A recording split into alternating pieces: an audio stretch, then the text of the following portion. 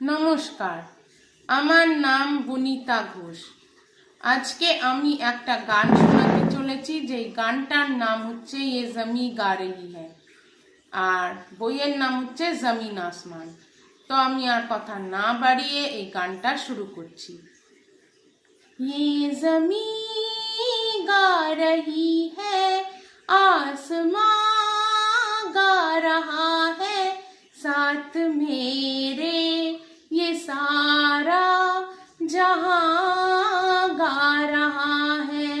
ये ज़मीं गा रही है, आसमां गा रहा है, साथ मेरे ये सारा जहां गा रहा है।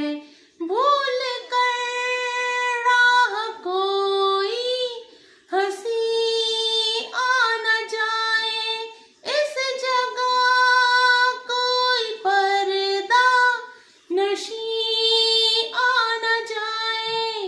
इस जगह आज एक नौजवान गा रहा है, साथ मेरे ये सारा जहां गा रहा है।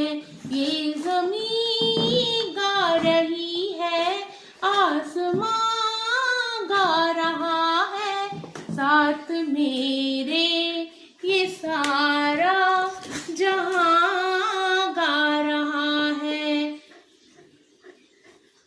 তো আমি আজকে এই গানটা গাইলাম, আর আশা করি আপনাদের এই গানটা ভালো লেগেছে।